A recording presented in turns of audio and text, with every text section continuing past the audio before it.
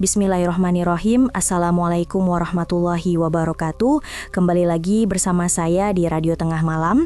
Kisah ini dibagikan sahabat misteri kita yang bernama Mbak Lena, yang dalam perjalanan mudik ke Palembang, Sumatera Selatan, Mbak Lena mengalami kejadian misteri.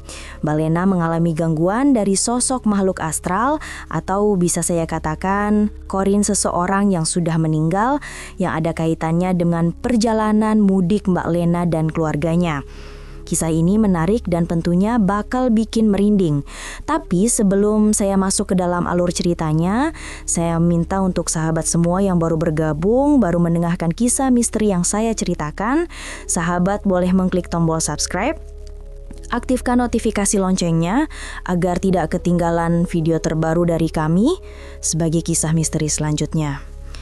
Jadi Mbak Lena sudah lama nih merantau pertamanya Mbak Lena ini merantau ke Jakarta. Dia kuliah di salah satu fakultas swasta yang cukup besar dan ternama di Jakarta.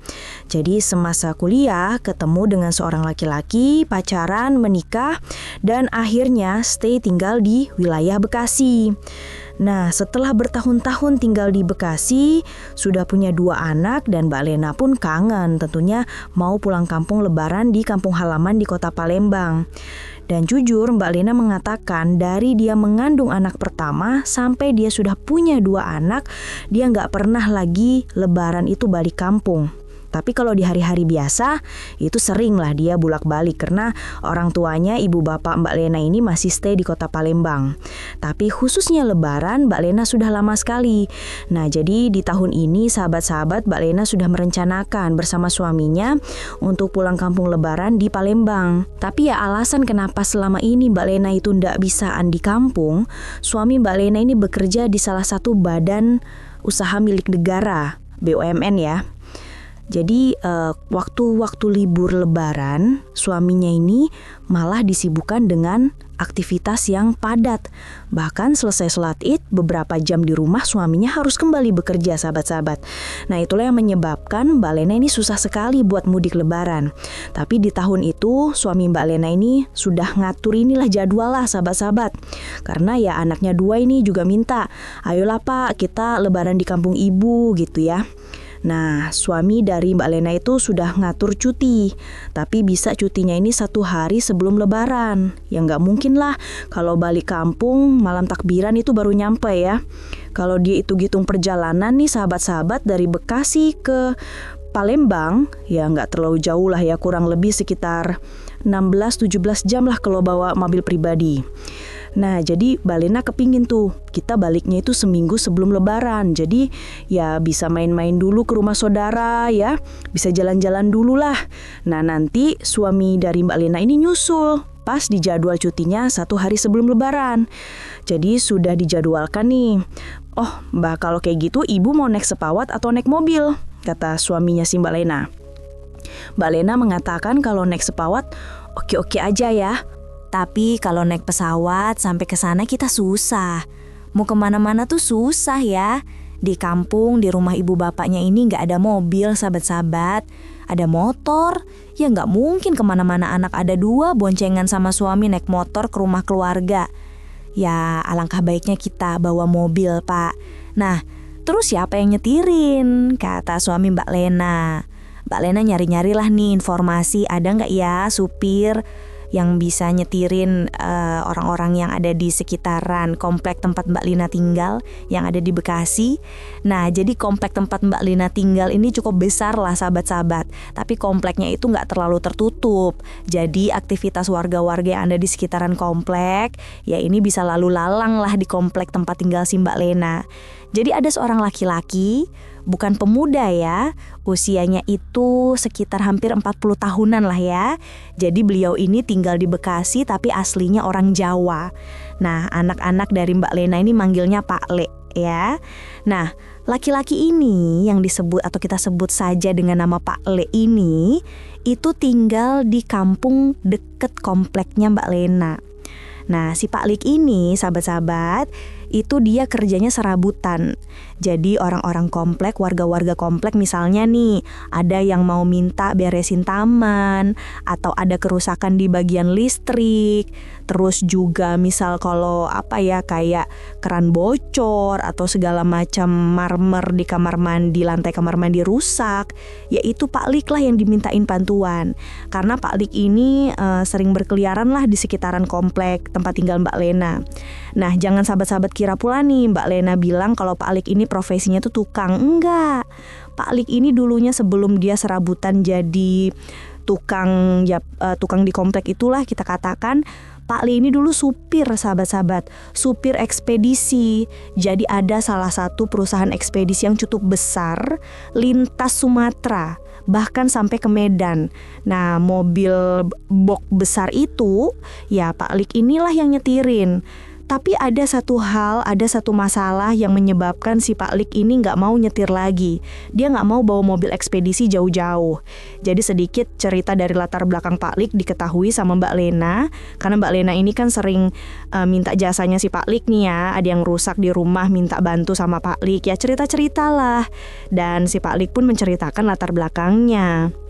Ternyata Pak Le ini sudah menikah, sahabat-sahabat, sudah punya satu anak ya.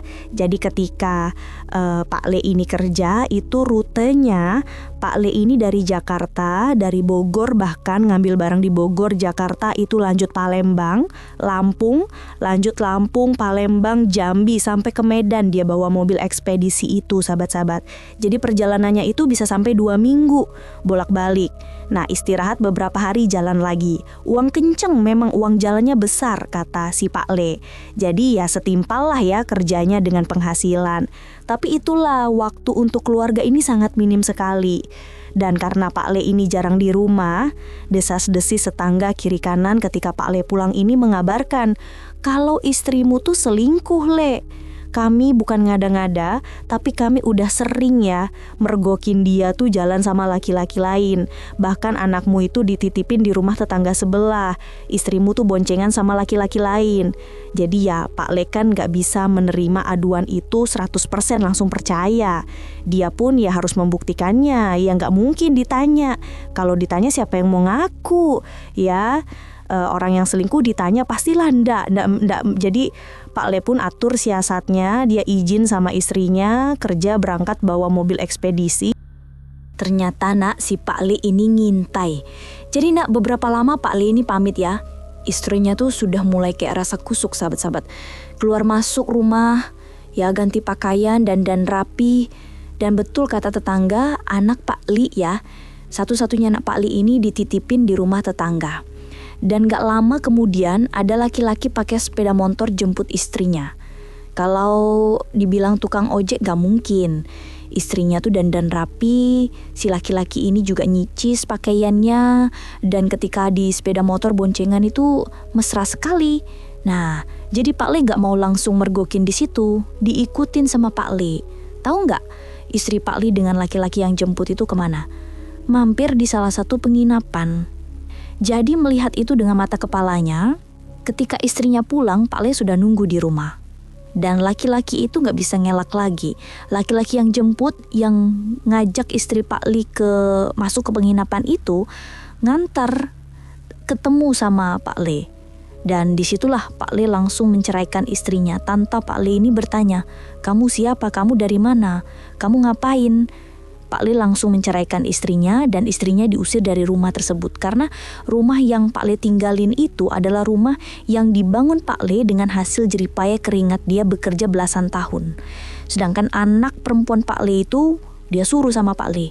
Nah, minggatlah istrinya itu entah kemana. Sejak dari hari itulah, sahabat-sahabat, Pak Le ini semangatnya untuk jadi sopir ekspedisi itu sudah nggak ada lagi. Dan dia juga berpikir kalau aku pergi jauh-jauh, anak sematawayangku siapa yang jagain? Ya gak mungkin aku tinggal sendirian, anak baru umur 3 tahun. Nah dari hari itulah sahabat-sahabat dia tinggal sama anaknya. Dan Pak Le ini ya nyari kerja itu di sekitaran kampung. Nah untungnya Pak Le ini orangnya ramah, jujur, baik. Dan ya disuruh ngapain aja Pak Le ini mau. Dan kebiasaan si Pak Le ini kayak apa ya? Kayak serba bisa loh. Listrik dia ngerti, nukang dia ngerti, orangnya gak jijikan. Misalnya nih ada got atau ada saluran air yang mampet, dipanggil Pak Le dan Pak Le pun dah mundur, dibersihin sama Pak Le sampai betul-betul bersih. Ya itulah, orang komplek itu sayang dan suka sama si Pak Le ini. Nah, jadi ketika Mbak Lena ini mau pulang kampung sahabat-sahabat, ya rencana pulang kampung ini seminggu sebelum Lebaran, ya 7 hari sebelum Lebaran. Jadi Mbak Lena mengatakan kepada suaminya, "Oh iya Pak, aku tahu kita minta bantuan siapa." "Siapa Bu?" "Pak Le." "Pak Le? Oh iya ya, dia kan mantan sopir lintas Sumatera." Tapi Bu gimana, Pak Le kan ada anaknya." "Ya udah bawa aja lah anaknya, toh aku di mobil kan cuman berempat sama Pak Le ya. Bawa anaknya satu, gak sempit juga kok mobil kita." Nah, mobil yang dimiliki keluarga Mbak Lena ini tuh adalah Kijang Innova sahabat-sahabat. Jadi 3 baris ya. Nah, suami dari Mbak Lena pun setuju. Jadi langsunglah Pak Le ini ditemuin sama Mbak Lena, ketemu juga sama suami Mbak Lena, diminta bantuan. Nah, Pak Le ini senang, mau dia. "Ya nggak apa-apa, kalau nggak keberatan anakku ikut ya nggak apa-apa Pak Le," kata Mbak Lena. "Toh juga anakmu sering juga kan main sama anakku. Kalau kamu sedang kerja di rumahku, mereka juga sudah kenal, sudah akrab, dan ya sesekali bawa anakmu jalan-jalan." Nah, setujulah, senanglah hati Pak Le ini. Sahabat-sahabat, ketika Mbak Lena ngabarin Pak Le ini di awal-awal puasa, jadi Pak Le ini sudah mempersiapkan lah. Ya udahlah, nanti 15 hari sebelum berangkat itu mobilnya tak cek dulu ya, tak bawa ke bengkel. Ya udah bawalah Pak Le, jemput aja, dan apa-apa keperluannya nanti untuk perjalanan omongin aja biar kita siapin. Nah, jadi semuanya sudah sepakat nih, hari keberangkatan sudah ditentukan ya 7 hari sebelum Lebaran. Namun nasib manusia ini gak ada yang tahu sahabat-sahabat, apalagi yang berkaitan dengan maut, dengan ajal. Pak Le, Mbak Lena sekeluarga sudah merencanakan sesuatu yang indah. Perjalanan Bekasi Palembang. Setibanya di Palembang nanti, ajak anakmu senang-senang Pak Le. Kau jangan pikirin, yang penting supirin kami sampai ke tujuan dengan selamat dan kembali lagi dengan selamat. Insya Allah upahnya bakal aku kasih, kata suami dari Mbak Lena. Jadi semua yang indah-indah itu sudah direncanakan, tapi Allah berkehendak lain. 15 hari puasa sesuai dengan janji Pak Le, dia datang ke rumah Mbak Lena. Mbak, Assalamualaikum." "Waalaikumsalam," kata Mbak Lena. "Jadi toh kita berangkat?" "Jadi." "Kenapa Pak Le?" "Iya, itu yang kemarin aku bilang. Bang, aku mau bawa mobil ke bengkel. Cek-cek dulu ya, mana tahu ada kerusakan. Biar kita safety nanti di jalan." "Oh iya, gak apa-apa nih, ini kuncinya. Nah, ini duit." Mbak Lena nitipin ke Pak Le itu uang 2 juta. "Nih Pak Le, sekiranya nanti ada yang mau diganti, ganti nih duitnya. Kalau kurang, nanti Pak Le jemput duitnya. Nih aku titipin R2 juta dulu." Nah, diambillah sama si Pak Le. Berangkatlah. Pagi itu Pak Le nyervis mobil.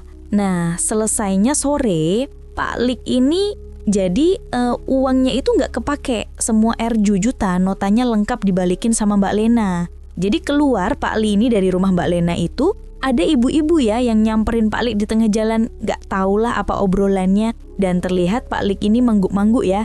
Ya kayak semangat sekalah lah. Nah, pergilah si Pak Le ini dengan si ibu-ibu itu. Ini sore, sahabat-sahabat, sekitar jam asar lah kata si Mbak Lena. Jadi udah pergi sama Pak Le. Ibu-ibu ini gak tahu kemana. Ibu-ibu itu juga Mbak Lena gak kenal. Nah, di keesokan harinya sekitar jam 10 pagi ya, Mbak Lena ini dengar orang pada heboh nyebutin, "Oh Pak Le, kecelakaan, Pak Le kecelakaan." Dengar sama Mbak Lena, keluarlah Mbak Lena dari rumah dan bertanya, Pak Le mana?" "Itu Pak Le yang sering bantu-bantu kita di komplek." "Kecelakaan apa?" "Kesetrum." "Hah, kesetrum? Kok bisa?" kata Mbak Lena. "Iya Len, kamu lihat deh ke sana, kasihan sekali badannya gosong." Nah, Mbak Lena yang mendengar itu rasa percaya denda. Sahabat-sahabat, pergilah Mbak Lena ke TKP. Ternyata ibu-ibu yang minta bantuan sama Pak Le ini sedang renovasi rumahnya.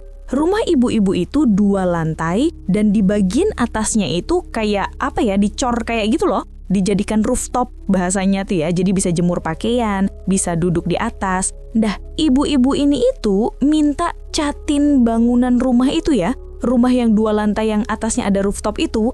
Nah, memang posisi rumah si ibu-ibu ini di bagian atas, di bagian sampingnya itu kabel sembraut, sahabat-sahabat.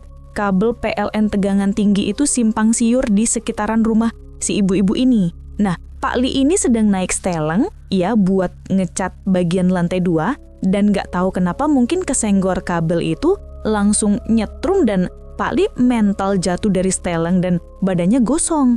Sahabat-sahabat, bagian wajah ini kelihatan kayak ya kebakar, hangus gitu. Yang paling parah itu di bagian tangan sebelah kanannya ini, itu dagingnya sampai kayak ngelopek-ngelopek gitu. Nggak ada setetes darah pun yang keluar dari lukanya, kayak kering darah. Dan Pak Li meninggal di tempat, meninggal dunia di TKP. Ketika dibawa ke rumah sakit, ketika divisum, ya ini memang karena tegangan arus tinggi ya, Pak Li kesetrum. Jadi kayak arus listrik yang tegangan tinggi itu langsung kontak ke badannya, ya gosong lah. Pak Li pun meninggal dunia. Tentunya ini membuat Mbak Lena kayak, aduh malang sekali nasibmu Pak Li. Loh kok bisa? Aduh gimana nih? Aku mau pulang kampung. Nah, jadi diceritainlah kejadian ini sama suami Mbak Lena. Suami Mbak Lena mengatakan, ya mau diapakan? Yang namanya ajal kita nggak tahu. Ya udah, karena kepulangan kita di daun ini itu sudah dikabarin sama orang kampung. Kalau nggak jadi ya nggak enak. Ya udahlah, Bapak minta bantuan sama sopir di kantor aja lah. Nanti Bapak cariin anak-anak yang masih belum berkeluarga atau yang masih single lah gitu ya. Jadi maulah mungkin Bapak pakai jasa sopir kantor aja. Nah, mendengar itu sedikit tenang lah si Mbak Lena ini. Jadi ketika dibawa ke rumah duka, Mbak Lena datang ya, kasiannya nih sahabat-sahabat. Pak Le ini itu cuman sama anaknya saja. Orang tua Pak Le ini di kampung halamannya di Jawa sana. Jadi anak Pak Le ini ya mau gak mau tuh diantar ke Jawa. Rumah Pak Le ya itu kosong sahabat-sahabat. Dan jenazah Pak Le pun itu dikebumikan di kampung halamannya di Jawa. Nah, kosonglah rumah Pak Le ini, ditutup. Jadi waktu keberangkatan Mbak Lena ini 4 hari lagi. Nah, di hari 2 hari sebelum berangkat ya, suami Mbak Lena ngabarin, kalau ada Bu, anak kantor dia mau nyopirin kamu bawain mobil kita pulang ke Palembang. Nanti sehari sebelum berangkat dia ke sini, nanti nginep di sini. Soalnya kan kamu mau berangkat subuh. Ya udah, syukur alhamdulillah deh, kata si Mbak Lena. Nah, sopir yang dari kantor ini itu namanya Bang Rizal, sahabat-sahabat. Muda, usianya paling masih 26 tahun, masuk 27 tahun lah. Jadi sore menjelang maghrib datanglah Bang Rizal ini. Sedangkan suami Mbak Lena ini masih di kantor ya. Pokoknya mendekati lebaran, suami Mbak Lena ini full total lah sibuknya. Jadi datanglah si Bang Rizal. Mbak Lena ini nggak kenal sama Bang Rizal. Jadi datang Bang Rizal ngomong, Bu permisi, saya sopir yang dikirim Bapak yang mau berangkat besok. Oh iya, masuk-masuk Bang. Puasa nggak? Puasa, kata si Bang Rizal. Nah, buka puasa sama-sama lah. Mbak Lena, kedua anaknya sama Bang Rizal. Jadi Mbak Lena pun menunjukin tuh, Bang di belakang ada kamar bibinya. Awal puasa sudah saya suruh pulang kampung karena kan kami mau pulang kampung juga. Jadi malam ini abang nginap di sana sajalah. Iya Bu, makasih banyak. Nah, jadi Bang Rizal ini pun sudah bawa pakaian, sahabat-sahabat sudah siap-siap lah. Ada 2 tas, 1 tas ransel ukuran kantor itu, 1 ada tas jinjing. Nah, dibawa masuklah sama Bang Rizal. Kamar dari Bang Rizal ini itu di belakang pas bersebelahan dengan garasi. Jadi garasinya itu bagian depan saja, sahabat-sahabat, di bagian belakangnya. Jadi pas-pasan mobil masuk aja. Nah, itu disekat dengan triptek. Nah, itu dijadikan gudang, tempat penyimpanan barang-barang. Jadi sebenarnya itu 1 garasi full tapi disekat karena mobilnya cuma 1 kan. Nah, jadi pas di samping gudang itu kamarnya si Bang Rizal. Di malam itu kurang lebih sekitar jam 11:30 malam suami dari Mbak Lena pun pulang. Nah, kebetulan si Bang Rizal ini dia belum tidur, masih duduk di teras depan. Ketemulah suami Mbak Lena dengan Bang Rizal. Mereka pun ngobrol-ngobrol sebentar. Kurang lebih sekitar hampir jam 12 malam, Bang Rizal ini masuk sama suaminya Mbak Lena. Bang Rizal masuk ke kamar belakang untuk istirahat. Jadi Bang Rizal ini awalnya nggak mau tidur. Dia tidur jam sekarang tanggung, sebentar lagi sahur. Katanya habis makan sahur langsung OTW. Aku begadang aja lah. Jadi dia sengaja ya nggak mau tidur nih. Tapi nggak tahu kenapa, mata itu berat sekali, ngantuk. sengantuk-ngantuknya sahabat. Padahal udah minum kopi, duduk di depan ngobrol-ngobrol sama suaminya Mbak Lina, itu kopi segelas sudah habis. Nah, ketika dia niat mau begadang, dia ke dapur bikin kopi lagi. Kopinya pun itu sudah habis. 2 gelas kopi sudah habis, tapi matanya nih masih terasa ngantuk. Jadi dia rebahan dan tertidur. Bangun-bangunnya Mbak Rizal ini mendengar seperti ada seseorang yang membangunkannya. Bangun. Suara itu terdengar, tapi mata Bang Rizal ini masih tertutup. Kayak berat sekali dia membuka mata. Terasa ujung kaki Bang Rizal ini ada nyentak sampai badan Bang Rizal tuh keseret gitu. Barulah Bang Rizal membuka matanya, duduk dan melihat kalau di dalam kamar itu ndak ada siapa-siapa. Loh, kok bisa? Kaki ada yang narik lah. Terus tadi suara siapa yang manggil aku? Dipikir Bang Rizal itu suaminya Mbak Lina ngebangunin buat makan sahur. Ternyata ngeliat jam itu baru jam 2. Nah, mulai di sini Bang Rizal berpikir, ada apa nih? Atau jangan-jangan aku diisengin nih sama penghuni rumah ini. Karena kan aku baru tidur di rumah ini. Nggak beres nih. Jadi Bang Rizal pun duduk bersandar di dinding kamar. Tahu nggak Bang Rizal ini mendengar suara remote mobil, tit-tit-tit. Kayak ada yang membuka pintu mobil dengan remote. Ceklek, kunci dalam itu kebuka. Gak lama kemudian terdengar seperti lampu di mobil itu dimainkan. Tak, itu terdengar jelas. Dan sekilas nih, dari ventilasi kamar yang ditempati biri Bang Rizal, itu lampu dim itu betul-betul nyala loh sahabat-sahabat, tak gitu. Nah, di sini Bang Rizal pun penasaran. Itu siapa? Gak mungkin suami dari Mbak Lina iseng jam 2 malam mainin mobil kayak gitu. Atau jangan-jangan pikir Bang Rizal udah yang aneh-aneh nih. Dan beliau pun memberanikan diri untuk keluar dari kamar, melewati ruang tengah, baru keluar dari pintu utama, baru ke garasi mobil. Sahabat-sahabat, ketika Bang Rizal melihat mobil itu, lampu dim itu memang dimainkan, tek-tek. Terlihat jelas di bangku sopir itu ada sosok yang sedang duduk, tapi nggak kelihatan jelas itu siapa. Cuman dari belakang aja ya, dari kaca belakang mobil itu kelihatan karena lampu dalam mobil tuh nyala. Sabar-sabar, itu siapa? Dideketin sama Bang Rizal, tahu nggak? Lampu mobil itu mati, di dalam itu dibuka pintunya, nggak ada siapa-siapa. Merinding Bang Rizal, langsung dia ngeh nih, Bang Rizal tuh ketik, ini nggak beres gitu. Dia pun langsung masuk, dan di dalam kamar Bang Rizal itu berpikir kayak gini, besok aku mau bawa mobil itu ya. Malam ini aku mendapat gangguan, dan gangguan itu jelas sekali ya, itu di mobil. Bang Rizal udah mulai berpikir nih, jangan-jangan mobil ini mungkin amit-amit ya, ini pernah nabrak orang, korbannya meninggal, ya arwahnya nempel di mobil itu yang dipikirkan Bang Rizal. Nah, gak lama kemudian, masuk jam 3 pagi, suami dari Mbak Lina ngetok kamar. Jal, sahur yuk, sahur. Habis sahur kalian berangkat. Iya Pak, saya sudah bangun. Nah, cuci muka lah Bang Rizal ini, duduk di meja makan, sahur sama-sama mereka. Bibir Bang Rizal ini udah gak sabar nih mau cerita kejadian yang dialaminya barusan. Tapi dia berpikir gini, nanti dibilang aku nakut-nakutin lagi. Aku berpikir buruk lagi tentang keluarga ini. Ini atasanku loh, bos. Nanti gara-gara cerita ini mereka gak percaya sama aku. Ya, nanti kerjaanku lagi nanti malah terganggu. Dan Bang Rizal berpikir, ini cuman ketakutanku saja, amit-amit lah, jangan sampai apa yang kupikirkan itu memang betul terjadi ya, kalau ada arwah yang nempel di mobil tersebut.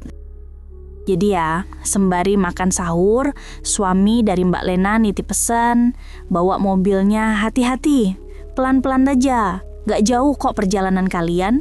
Kalian berangkat nih subuh ya, dari Bekasi, ya nyebrang itu jam 11 siang itu paling sudah nyebrang Bakauni. Nah, lewat Lampung ya prediksiku lah, hitung-hitunganku maghrib ya mudah-mudahan sudah sampai ke kota Palembang. Jadi jangan buru-buru ya Jal, santai-santai aja nikmati perjalanan, itu pesan dari suami Mbak Lena. Tapi yang namanya di perjalanan itu kan kita tidak ada yang dapat memprediksi. Sahabat-sahabat, prepare lah Mbak Lena sama anak-anaknya. Bayangkan, prepare Mbak Lena sama anak-anak dua orang anak Mbak Lena yang tadinya kalau direncanain itu bisa cepat. Ini ngarit.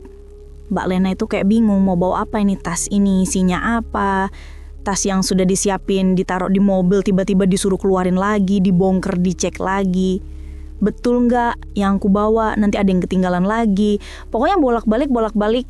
Belum lagi anak bontot, anak kedua dari Mbak Lena ini nggak mau dia dekat-dekat mobil, kayak apa ya? Kayak nggak nyaman lah dia dekat-dekat mobil, maunya ngintil terus dekat emaknya. Jadi Mbak Lena pun risih. Dan akhirnya mereka siap packing atau siap prepare itu sudah hampir jam 3 sore. Berangkatlah mereka ini dari Bekasi jam 3 sore menuju ke Palembang kota empe-empe. Jadi sahabat-sahabat tahu sendirilah konditnya, macetnya ya, padatnya lalu lintas Bekasi kalau dari jam 4:30 sampai jam 7 malam itu padatnya gimana. Apalagi nih sudah masuk H-7. Nah, mau mudik lebaran, kemacetan total terjadi. Akhirnya perjalanan mereka dari Bekasi ke Pelabuhan Merak ini memakan waktu yang cukup panjang. Mereka sampai ke Merak ini sekitar jam 10 malam. Dari jam 4:30 sore start dari Bekasi, jam 10 malam baru sampai ke Merak sahabat-sahabat. Yang mana kondisi Merak pun ini padat merayap. Mau masuk kapal tuh ngantri. Nah, ada cerita yang uniknya di sini. Dari jam 3 sore masuk maghrib, dari maghrib sampai menjelang ke pelabuhan, situasi di dalam mobil ini tidak baik-baik saja. Walaupun kondisi jalan, nut-endutan, kadang lancar, kadang macet, Mbak Lena, Rizal terutama ya sopir mobil ini, sama dua orang anak Mbak Lena ini merasa ada sesuatu di mobil mereka. Terutama Rizal. Jadi posisinya di mobil, Rizal tuh duduk sendirian sahabat-sahabat di depan. Jadi di bangku penumpang depan tuh kosong.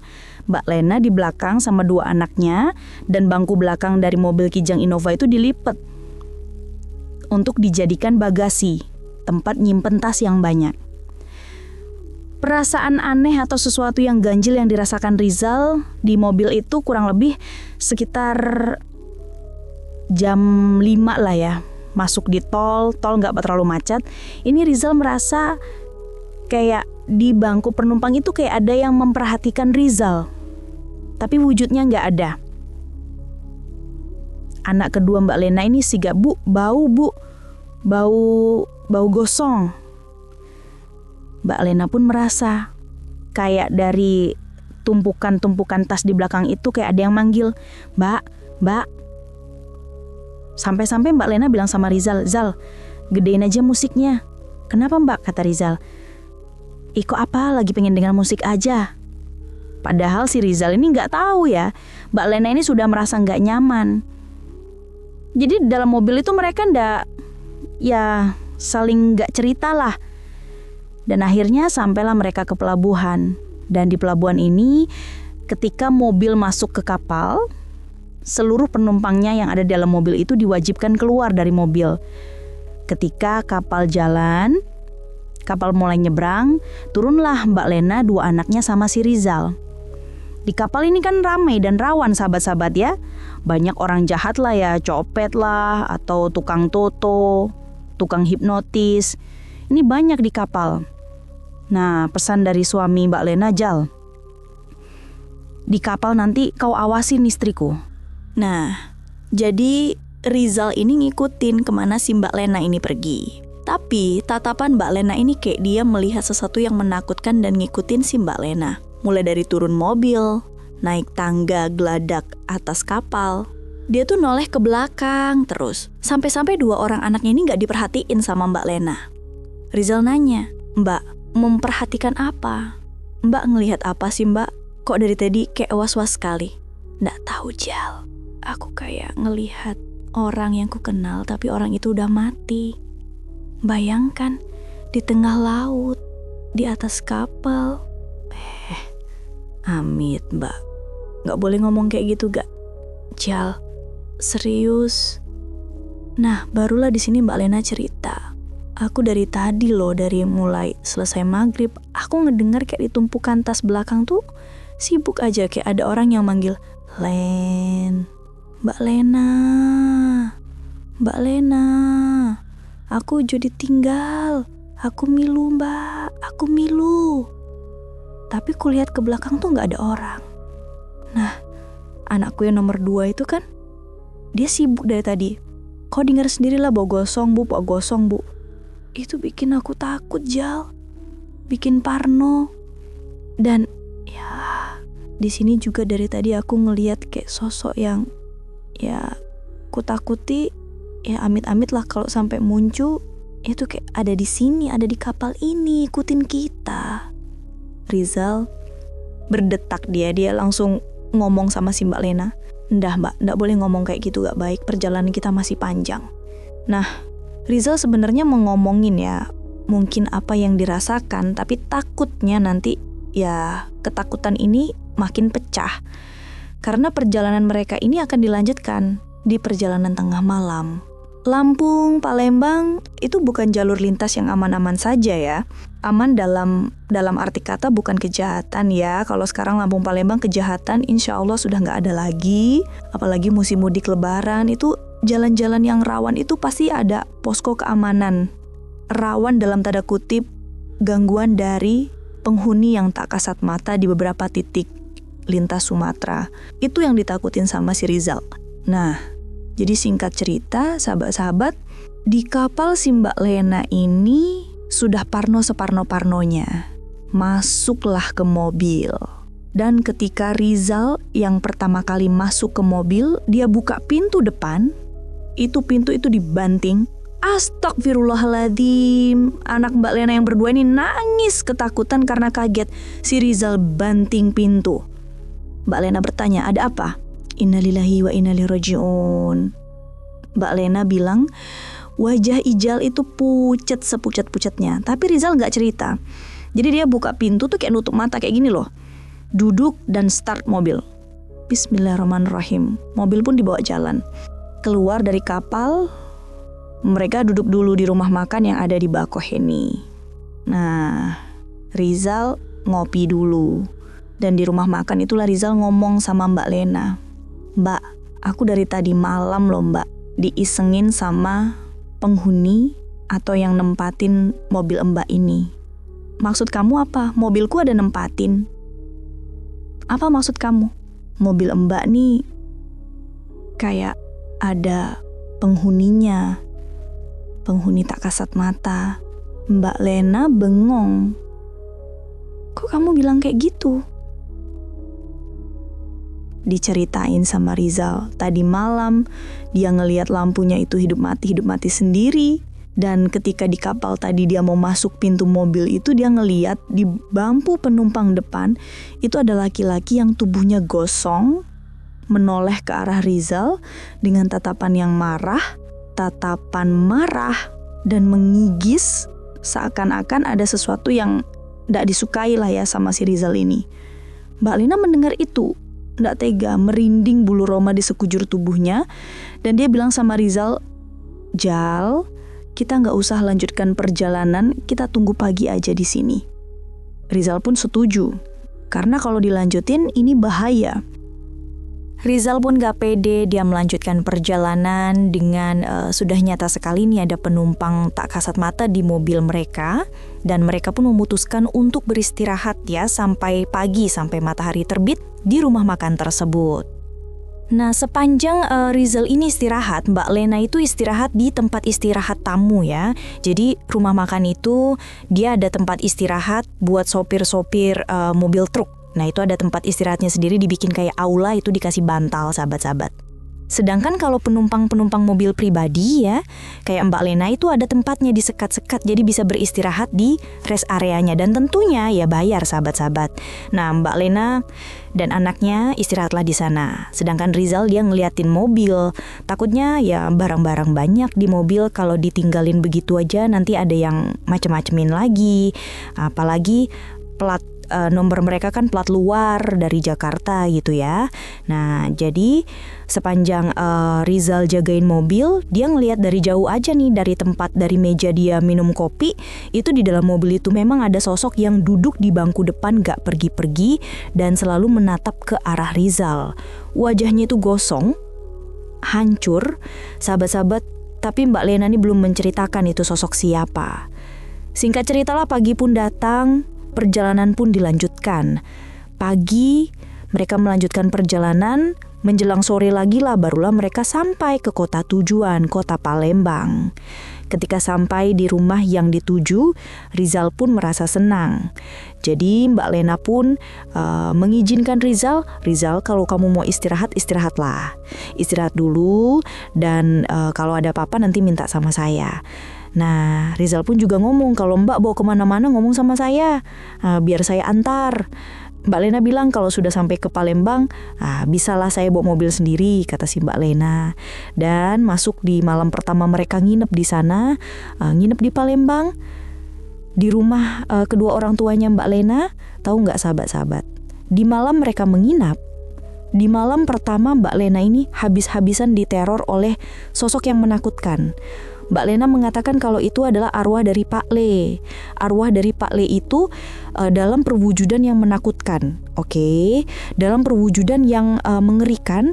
Ini marah sama Mbak Lena. Dia mengatakan, Mbak kok aku ditinggal? Aku kok nggak diajak? Janjimu bawa aku, bawa anakku. Kenapa aku ditinggal? Aku nggak suka sama anak itu. Sosok arwah Pak Le mengatakan seperti itu. Dan saat itu Mbak Lena ini sedang tidur di tengah malam, tiba-tiba aja kebangun teriak dan heboh si rumah itu. Sahabat-sahabat, bapaknya Mbak Lena ini ngoceh-ngoceh, setan iblis. Dari mana pula setan itu nempel, setan itu ngikut sama kamu. Jadi Mbak Lena ini sudah ketakutan. Nah, barulah ya si Rizal mencoba untuk sedikit menjelaskan apa yang terjadi, sedikit menjelaskan apa yang dialamin di perjalanan sama bapaknya si Mbak Lena. Tapi bapaknya Mbak Lena ini kan belum mengerti nih, ini setannya nempel di mana penjelasan Rizal. Ya mungkin mobil ini ada insiden. Nah, setan itu mungkin arwah korban dari insiden mobil ini. Ditanya sama Mbak Lena, mobil ini kok beli second Lena? Kata bapak Mbak Lena, enggak Pak, baru kok beli Pak. Pernah nabrak, pernah ada yang mati ditabrak mobil ini? Enggak Pak, enggak pernah. Keluar aja jarang mobil ini. Gimana pula mau nabrak orang lah? Terus setan itu datang dari mana? Barulah di sini Mbak Lena cerita. Tahu nggak ketika Mbak Lena cerita kalau sebelum sama si Rizal ada seorang laki-laki yang namanya Pak Le, itu udah janjian, bahkan dia udah bawa mobil ini untuk servis. Tapi sebelum berangkat dia meninggal kesetrum. Nah, ketika Mbak Lena bercerita ini, tengah malam nih sahabat-sahabat, mobil di luar itu alarmnya bunyi. Wih. Seakan-akan ada yang membuka paksa pintu dari mobil tersebut. Dan gak tahu kenapa, bukan sulap, bukan sihir, lampu mobil itu tiba-tiba nyala. Tak, yang mana kalau lampu mobil nyala itu pasti ada orang di dalamnya. Tapi di dalam itu gak ada siapa-siapa. Mendengar itu, bapaknya Mbak Lena katanya, mana setannya? Biar ku tebas. Nggak jadi nebas setannya. Masuk ke kamar ngatakan, besok aja lah aku panggilkan kawanku yang ngerti hal kayak gini. Biar mobil kau itu dimandikan, biar setan itu nggak nempel. Ya kalau nempel terus ya bahaya, kalian bisa celaka di jalan nanti. Nah, jadi pagi-pagi sekali bapaknya Mbak Lena ini bawa Ustadz ya kenalannya. Nah mobil itu dibawa sama si Pak Ustadz ke rumahnya. Nah Mbak Lena ikut juga, si Rizal ikut juga menyaksikan apa yang dilakukan Pak Ustadz itu. Dimandikan kembang mobilnya. Ya kata Pak Ustadz ini untuk membersihkan energi-energi negatif ya. Sebagai tradisi kalau mobil itu ada penghuni goibnya, ya inilah syariatnya, dibersihkan dan dibacakan doa sahabat-sahabat. Di mobil itu pun juga ditaruh lepitan kertas yang ditulis rejahan Al-Quran. Nah itu ditaruh di situ sebagai penangkal. Iblis yang ada di mobil itu nggak berani masuk lagi. Dia nggak berani mengganggu lagi. Tapi apa yang dibuat sama Pak Ustadz itu untuk dalam mobil. Tapi di luar mobil, sosok itu seakan-akan masih menempel. Ya pada suatu malam, Mbak Lena pergi sama ibu bapaknya, sama kedua orang anaknya. Si Rizal ini tinggal, malam mereka beli kue lebaran sahabat-sahabat. Nah, jadi ada mall di Palembang, itu parkirannya kan di bawah. Nah, ketika Mbak Lena ini mau ngambil mobil di parkiran bawah, suasana parkiran kan kalau sudah malam kan agak-agak sepi, agak-agak gelap lah, lampu gak terlalu terang. Tahu nggak? Di balik mobil itu ada yang berdiri dengan tatapan yang tajam, manggil nama Mbak Lena. Ini nggak pakai Mbak lagi, Len. Ojo ditinggalin. Aku milu Len. Lagi-lagi Mbak Lena teriak dan membuat orang-orang yang ada di parkiran itu heboh. Kenapa Mbak? Kenapa Ayu? Kenapa Kak? Setan, ada setan. Dilihat sama orang yang nggak ada. Nah, bapaknya Mbak Lena yang sadar ya kalau ini masih gangguan dari setannya si Pak Le ini, ya cepat-cepatlah bawa Mbak Lena. Nah, Mbak Lena ini disuruh nelpon si Rizal. Rizal diantar, Rizal lah yang bawa mobil ini pulang, sahabat-sahabat. Nah, jadi dari sini ya, suami dari Mbak Lena itu nggak tenang dia. Dia bilang sama Mbak Lena, ya sudahlah, nanti aku sampai Palembang, mobilnya kita jual aja. Aku bawa IPKB-nya sekalian nih. Sayang lah Mas, alah nanti duit dari penjualan mobil itu kita belikan mobil baru ya. Mungkin si Pak Le itu mau tinggal di mobil itu, ya biarin aja. Karena kan disyaratin nih dibersihin, itu nggak bisa juga hilang daripada kita celaka. Dan setujulah mobil itu ketika suami Mbak Lena datang dijual murah. Nah, duitnya itu dipakai nanti setibanya di Bekasi, di Jakarta, ya itu beli mobil baru. Nah, akhirnya Rizal suami Mbak Lena dan kedua orang anaknya ini balik ke Jakarta, balik ke Bekasi, naik pesawat sahabat-sahabat. Nah, karena apa? Mobilnya sudah dijual. Saking kan Mbak Lena ini takut dengan teror almarhum Pak Le. Dan yang anehnya di sini, Pak Le itu setelah lebaran ya, yang mana setelah lebaran itu seharusnya setan-setan, jin atau hantu-hantu kayak gitu bergentayangan. Tapi malah enggak loh sahabat-sahabat, di rumah tempat tinggal Mbak Lena enggak pernah sekalipun gangguan arwah Pak Le itu muncul. Tapi enggak tahu kenapa di perjalanan mudi itu aja, arwah Pak Le ini kayak mau nagih janji, katanya mau bawa aku. Katanya aku yang nyopirin, kok malah orang lain. Kurang lebih kayaknya seperti itulah ya. Karena apa? Di rumah setelah sampai ke Bekasi lagi, nggak pernah sekalipun ada gangguan dari arwah almarhum Pak Le. Nah, jadi itulah cerita perjalanan Mbak Lena pulang kampung dari Bekasi ke Palembang dengan banyak sekali kendala dan halangan yang ada kaitannya dengan sosok entitas makhluk astral, arwah dari Pak Le yang meninggal karena kesetrum, dan sudah mengikat janji dengan Mbak Lena. Katanya ya mau ajak aku pulang kampung. Jadi semoga saja almarhum Pak Le yang sudah mendahului kita semua yang ada di dalam cerita ini, semoga Allah Subhanahu wa Ta'ala mengampuni dosanya. Pak Le orang baik, Mbak Lena bilang.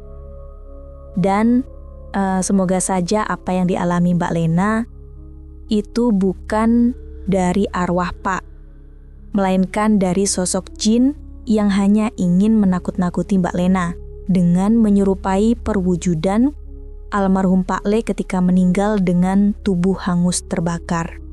Jadi demikianlah sebuah kisah misteri. Mohon maaf jika ada kesalahan kata. Saya pamit undur diri. Wabillahi taufiq wal hidayah. Wassalamualaikum warahmatullahi wabarakatuh.